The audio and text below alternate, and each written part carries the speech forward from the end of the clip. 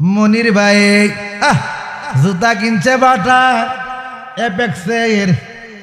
আজাক হুজুরের জুতাটি চুরি করুম সাচ্ছে নামাজি আসেনি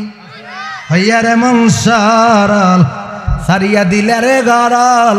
নামাজ রোজা বন্দা কর তোর তাকিলা কুচুরি পাবি না মুজুরি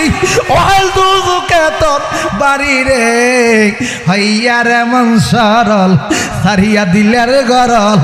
নামাজ রোজা বন্দা কর ওই সুরে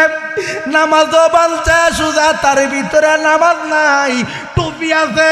নামাজের জুরুত আছে ভিতরে নামাজ নাই ইমাম সাহেব যখন নামাজ যখন বাচ্চা হ্যাঁ চুরি কইরা জুতা লইয়া গেছে আসেনি হিন্দু মাজার ভাঙ্গে না বুদ্ধ মাজার ভাঙ্গে না খ্রিস্টান মাজার ভাঙ্গে না মুনাফিকও বিচারছি হিন্দুর মধ্যে নাই বুদ্ধের মধ্যে নাই খ্রিস্টানের মধ্যে নাই কৃষ্ণ করাইয়া দেখি মুসলমানের ভিতর কিছু মুনাফিক আছে ঠিক কিনা বলেন মুনাফিক জানেননি শাহজাহান সাহেবের কাছে গেলে শাহজাহানের কাছের কথা তাজুল ইসলামের কাছে গেলে তাজুল ইসলামের কথা ঠিক কিনা বলেন যার কাছে যাহার কথা ইডারেই বলে মুনাফিক অসুবিধা আছে ভেজাল আছে এই জন্য প্রেমের দরকার বাবা যখন মেয়ের লাশটা নিয়ে গেছে ডাক মারছে একটু জিকির হইতো মারা গো একটু চাপে বসেন জায়গা হইতেছে না একটু চাপে বসেন বাবা ওই ছেলেটার কথা ছেলেটা মেয়ের লাশটার থেকে কাপড় নিয়ে গেছে চোখগুলা ভেঙে গেছে শরীর শুকাইয়া গেছে নবীর কাছে আইছে নবী গো সেই দিন থেকে মেয়েটার লাশের থেকে কাপড় আনলাম যে একটা মেয়ে আল্লাহকে ডাক মারছে শব্দটা মরা মানুষটা কথা কনাম আমি শুনছি গো মাওলা এই মেয়েটা আল্লাহর কাছে একটা ডাক মারছে ও আল্লাহ এই দিন থেকে আমার খানা ফিনান নবীর কাছে ডাক দিয়া কল নবী গো আমি এমন অপরাধ করছি আপনি ক্ষমা করে দেন নবী গো আমি ক্ষমা করতে পারতাম না মানুষের লাশ তুমি চুরি করো কাফন চুরি করো অসুবিধা নাই 4 বছর যাবত মানুষ মারা জানা মদিনাতে তুমি আমার কাছে আইছো তওবা করতাম মানুষ যদি মরত তুমি কাফন চুরি করতা ওই ছেলেটার ডাক দিয়া কই তুমি চলে যাও বাবা 6 মাস 2-3 মাস পরে আবার আইছে ছেলের মাংস হইয়া গেছে হাড্ডি দেখা যাও বাবা যেই দিক দেখা এটা মানসিক কোনো রোগ নাই দুনিয়াবি কোনো রোগ নাই এই রোগ ধরছে কে মালিকের এইটারে বললো গজব এটা কি গজব করোনা আইসলনি হ্যাঁ বাইরে ভাই নাই বইনেরে বইন নাই চিনাইয়া দিছে কে আপন বাবা রোগ হইলে দলিনে ভাইরাস ঢুকে ধরে না ঠিক কিনা বল আমার নবী কইছে এক মুসলমানের আরেক মুসলমান খাবার খাইলে সেবা তো দূরের কথা নামাজের মধ্যে এক হাত দূরে তুমি থাকো ঠিক কিনা বলে নাইলে বলে করোনা ধরবো কি ধরবো করোনা ধরবো বাবা মানুষকে চিনাই দেয় টাকা সম্পদ অর্থ সম্পদ কিসের জন্য করো তারা আজম গজবে ধরছে ডাক দিয়া কই নবী গো আমার এই অবস্থা আমি 6 মাস যাবত কান্দিছি গো আমি আল্লাহর প্রেমে কান্দিছি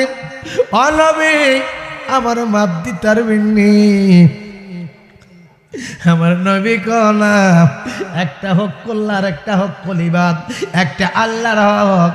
আর একটা বান্দার হক পাগলা তুমি যেই মেয়েটার কবর থেকে কাপড় আনছ এই মেয়েটা তুমি সতর কাপড়টা নিয়ে আইছো এই মেয়েটারে বাবা কৃষ্ণগর মানুষ দেখে নাই কৃষ্ণগর এমন মাঝে মালিকের বাগান আসেনি আসেনি আল্লাহরে ডাকে। কৃষ্ণগরের মধ্যে এমন আল্লাহর বান্দা আছে বাবা গোপনে গোপনে কান্দে, গোপনে গোপনে ইবাদত করে। আমরা ইবাদত করলে বাবা মনে করি দেখাইলে ইবাদত, মানুষের যেমন ভালো এইরকম ভাবে চলি। বাবা কিছু মানুষ আছে মানুষের পালা চালা,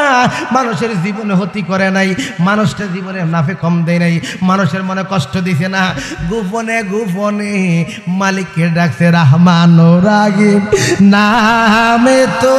বারাল আল্লাহ ও আল্লাহ হান্নান মান্নান আর আল্লাহ ও আল্লাহ ও আল্লাহ জাহির বাতিন আর আল্লাহ ও আল্লাহ। দুনিয়ারে বাবা ওই মেয়েটার কথা কইয়া কও আমি নবী তোমারে মাপ দিতারতাম না।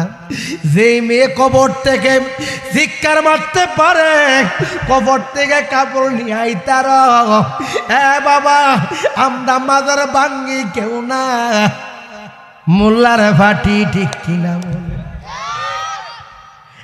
বাবা একদিন আল্লাহর মায়ের সাথে সাথে না বাবা গজবে ধরবনি মান আদানি ওলি ফাকাত আযানতু বিল হারবে। ওলিরা তোমারা মারত না, ওলিরার সাথে যারা কটূক্তি মন্তব্য করব, সমালোচনা করব, আমার মাওলা যুদ্ধ ঘোষণা কইরা আল্লাহ কবর থেকে আল্লাহর ডাক মারতে পারে। পাগল আমি তোমারে মাপ দিতে পারতাম না, তুমি যাও ওই মেয়েটার কবরে গিয়া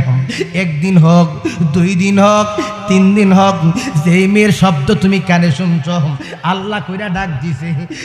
পাগলা তোমারেও তুমি কান্দ ওই কবরের পার যাইয়া।